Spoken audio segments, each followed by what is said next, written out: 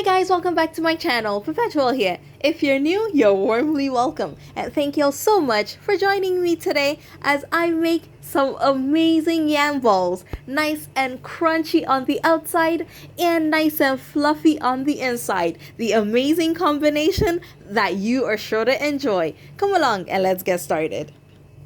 Gonna get started with the most important ingredient in this recipe, our yam. I'm going to start peeling it, and guys, if you are not a pro at peeling it like I am doing, which is the very typical Ghanaian way of doing it, just grab a chopping board and peel it down with the flat surface of the yam on the chopping board, just as I am doing. It is a lot easier, it works a lot faster, and it does not require any special skills.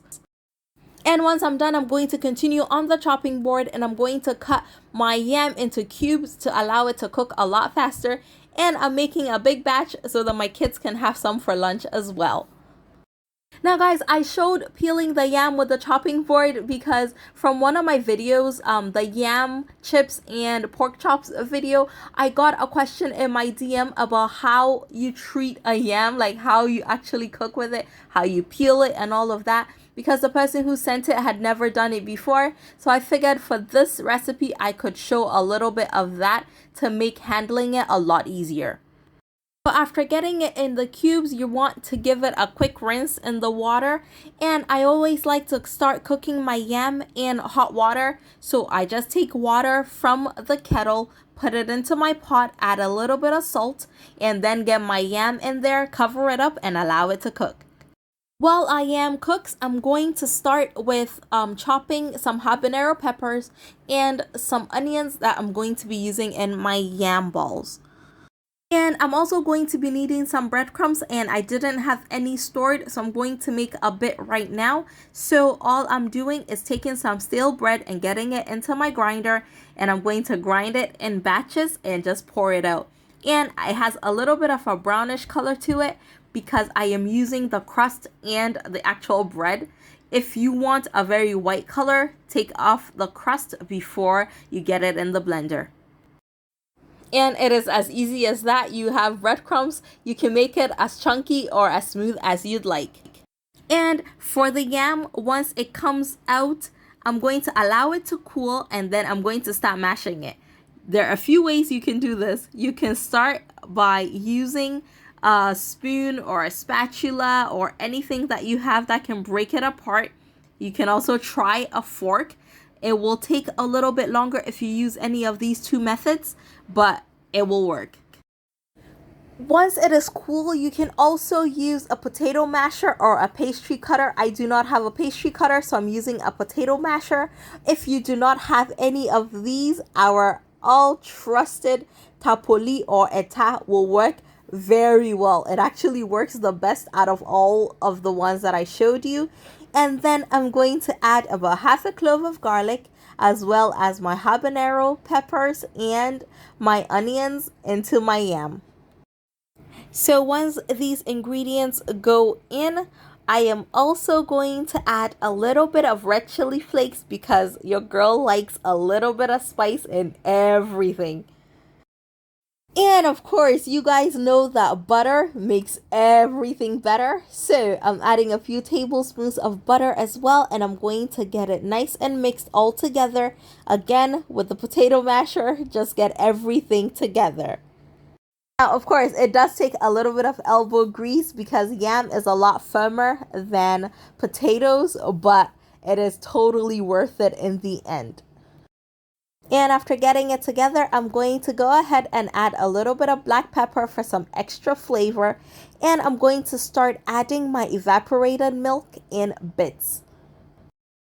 I like to add the milk in bits so that my yam balls do not get too soggy. And guys, I definitely prefer using evaporated milk for this recipe because it is nice and creamy and really rich. And that is exactly what you want when you're making yam balls.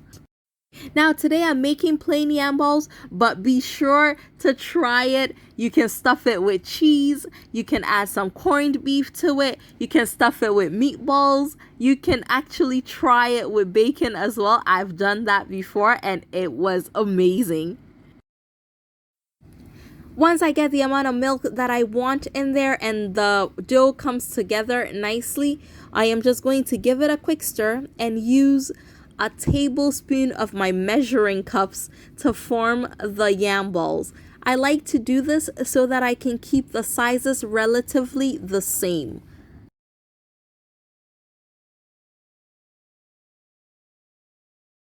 And I'm using a rounded spoon so that the shape comes a little bit easier. You can just use your hand to form it just like I am doing right now, or you can rub it in between your hands to form a round ball.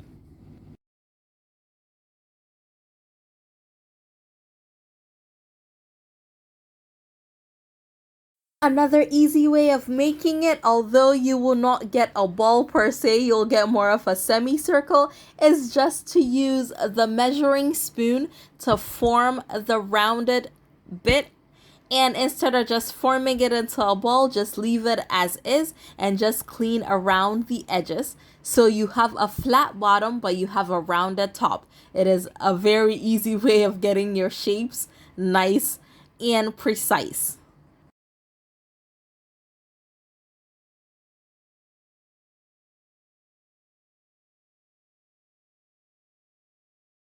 Now, another way that you can make the roundest shapes is just to take a chopping board and use that to just roll it around until you get a round ball. There are so many different ways. If you have an ice cream scoop or like a mini one, you can use that as well so that you get nice round shapes. And you can also shape it into any shape that you'd like. It is whatever works for you.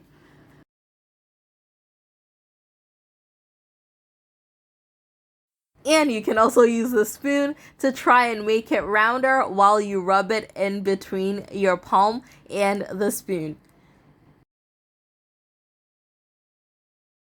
Now, once we get all of our balls formed, again, they do not need to look perfect. Now we're going to go on to the breading stage. It's 3 steps. You're going to start by dipping your yam balls into some flour, and then you're going to dip it into evaporated milk, or you can use eggs for the step, and then you're going to transfer it and then dust it with the breadcrumbs. So if you do not want your hands to get super dirty, try and use one hand for the dry, which is the flour and the breadcrumbs, and use your other hand for the milk or the eggs. Oh yeah, and then I switched out my bowl, the flour bowl, to a bigger plate because the small bowl was not working at all. So you have a little assembly line going on. It's flour, milk, breadcrumbs, and you keep going until you have all or most of your yam balls ready to be fried. And once it is ready, you're going to get your oil on medium heat.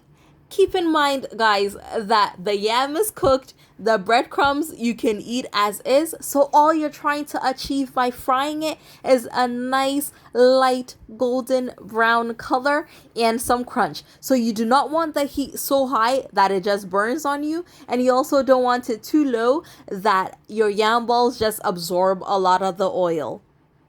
So you gotta keep an eye on it though, because you do not want it to burn. So flip it as you go, and once it is a nice light golden brown, it is ready to come out of the oil. And guys, I put an emphasis on the light golden brown because yam balls retain heat. And what that means is that after you take it out of the oil onto your paper towel or onto your sieve, it will continue cooking from the extra heat inside the yam balls. So although you're taking it out of the oil when it is nice and light brown, by the time it rests for about a few minutes, it will turn about a shade darker. So always take it out slightly earlier than the color that you want.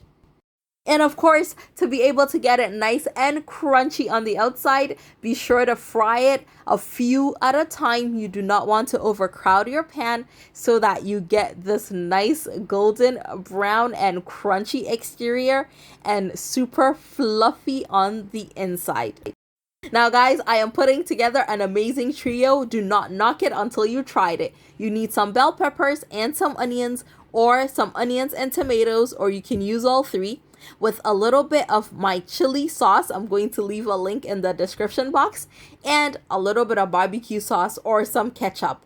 Now, when you break that yam ball into two, take a swipe of all of these three ingredients on the plate and pop it into your mouth, and you will taste how amazing this is.